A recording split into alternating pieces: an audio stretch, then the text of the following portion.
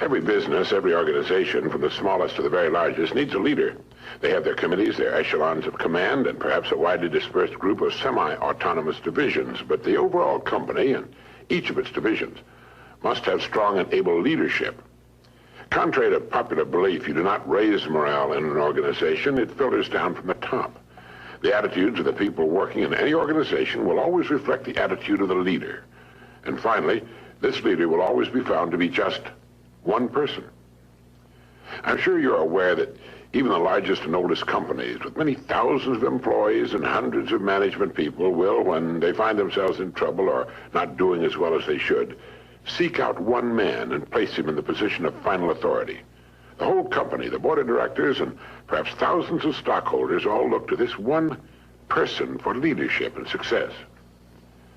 Wherever you find a successful going concern, whether it's a government, a business, a club, or a well-organized home, you find behind its success an outstanding leader. This is the most valuable person in society. In industry, he makes the wheels turn, the entire economy work. This is the man who's been responsible for the growth of nations and their position in the world. He's the employer of millions. He's the dreamer, the planner, and a clock to him is something that other people watch. You'll find him working early and late, and when he's not working, he's usually planning. Back during the Depression of the 30s, the phrase most often heard by employers was, "I'll do anything." Millions were unemployed. Thousands of business firms had closed their doors, and outside employment offices, long lines of people stood waiting for any kind of work. It was during this time in Long Beach, California, crowded to overflowing with thousands who had migrated there looking for work, I know because I was a kid there, that a man I knew made an interesting discovery. He found that he could go to work almost anywhere he chose. Now, amazing as this may sound, it's true. It dawned upon him one day that the business establishments of various kinds were just as anxious to succeed as were the people looking for work. The owners and managers of these businesses were worried and concerned over the hard times which had descended upon the country. And a great many of them were looking for someone to come to their aid, the person who would somehow show up and solve their business problems. But all they heard was people asking for work and saying, "I'll do anything." These people were asking for a paycheck from a man who was very likely teetering on the brink of financial ruin himself. And so signs appeared in windows all over the land, reading, "No help wanted."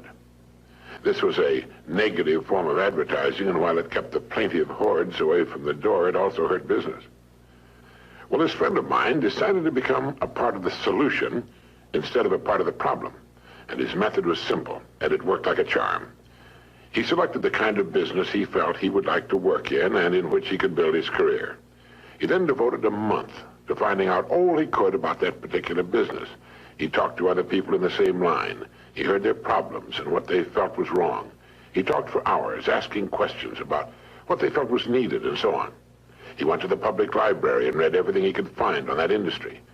And then he began to think of ways and means by which this business might be improved. When he was ready, and finally made his call on the company for which he decided to work, instead of asking for a job, he said something like this: "I believe I know of several ways in which your business can be greatly increased, and I'd like to talk to you about them." Well, here he was, selling the one thing on earth in which his prospect was most interested. The fact that he now knew a good deal about the man's problems permitted him to talk intelligently. And he took a positive attitude, expressed a willingness to pitch in and help the man put his business on a sound and profitable footing, and that's right, he got the job. Now, what had he done? Well, first he had specialized. He had selected one line of work and decided that was where his future would be. Now he had to prove himself, and he did. The best way for you to develop the security that lasts a lifetime is to become outstanding at one particular line of work. Look at it this way. Regardless of economic ups and downs, the industry of which that line of work is a part will continue to operate. It won't shut down completely. As long as you're in the top 5% of the people in that industry, you know you'll always be in demand. You'll be wanted and needed, not just where that industry is concerned, but where you and your family are concerned also. The man or woman who becomes truly outstanding at what he or she does has the world on a string. Here's the person of confidence and peace of mind. Here's the person who's quietly aware of his ability and intimate knowledge of his job and his particular industry. Ask yourself this question: am I now such a person? Down deep inside, you know the answer. If your answer is yes, you're among the most fortunate people, and in one of the smallest and most elite groups on earth. If your answer was no, it can be turned into a yes in a surprisingly short time. The first step is to make one really big and important decision. It's a decision the great majority of people never make, and suffer as a result. Failing to make this decision keeps a person from ever really getting on course or clarifying his goals. If you make the decision I'm now going to recommend, you can take a deep breath, give a comfortable sigh of relief, fix your eyes firmly upon your target, and go to work relaxed, comfortable, and sure in the knowledge that the success you seek will be yours. The great steel magnate Andrew Carnegie, when asked the formula for success, answered, "Put all your eggs in one basket, then watch the basket." Let's be frankly realistic. Who gets laid off work during an economic slump? Well, what gets thrown over the side when a ship is in danger of going down? Everything not absolutely vital to the operation of the craft and the safety of its passengers. And it's the same with a business or any other organization. With a corporation, its main purpose is to remain in business forever. As long as it remains in business, it can provide a needed product or service, protect the investment of those who have faith in it, and provide jobs for those who are vital to its continuity of operation. It's the duty of management to protect the firm and the people who depend upon it, just as it's the captain's duty to do everything in his power to keep his ship sailing. All a person needs to do is to make certain that he or she is a vital part of his business or organization. Those who insist on remaining spare gear must expect to be jettisoned when things get too rough for safety. Nobody, particularly the captain, likes to see cargo thrown over the side, but if it'll help save the ship, there's simply nothing else to do. That's why people are laid off. It has nothing to do with management and labor relations or personalities, and in the long run, it's best for everyone, since once smooth sailing has again been reached, additional employment can be made available. So each of us must decide whether we want to be part of the cargo or a member of the crew. It's said that millions suffer today from a malady called panophobia.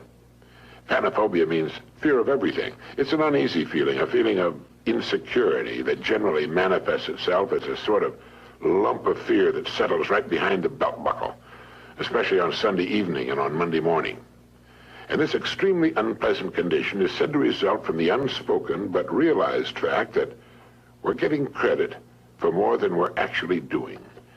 It's the perfectly natural and normal understanding deep within each of us that there's something basically wrong about getting praise that's not earned, or if you're an employee, being paid for something you're not doing as well as you possibly can. Now, there's a simple cure for this malady. It's to throw ourselves not out of a window, but into activity, into our work. It's the decision to be worth more than we're being paid. Only in this way can we grow. It's overbalancing the scales in the service we give, knowing that our rewards must follow as a natural result. Now, anyone who will be honest with himself realizes that he's been happiest and most satisfied after having successfully completed a difficult job. You know, a leader is a person who can help others. A leader is any person who realizes the importance of becoming a bigger and better person with the passing of every day, week, and month. A leader takes the responsibility of his own growth. He's a planner, a thinker, a doer. Now, each of us can become such a leader in his own area of activity. It's not difficult, and in the long run, it's easier for us and on us than what at first may appear to be the easier of two courses. Simply fix your eye upon your goal, visualize it with every ounce of your being, and courageously set out toward it. Become a kind of sponge for information which will help you on your way. You don't have to waste years making the mistakes others have made before. You'll be surprised at how quickly you'll reach your goal. But don't be impatient. Know and have faith that what should come to you will come to you in the right time. Everything in the world works on the side of the person who works with nature's laws. And above all, if you should forget everything else, remember that everything about you, everything you will ever have, know, or experience in any way, operates as a result of a law that is true and unchanging, the law of the stars and of the balance of the world. As Emerson wrote, Let him learn a prudence of a higher strain. Let him learn that everything in nature, even dust and feathers, go by law and not by luck, and that what he sows, he reaps. Look about you now. Take stock of your present situation, because it's nothing more nor less than the result of your past sowing. Are you happy with it? Is it what you want? Then you know what you must sow today and tomorrow and the next day, and in the sowing rest in the calm, serene, and cheerful certainty that having sown, you will then reap the rich results, the abundant harvest.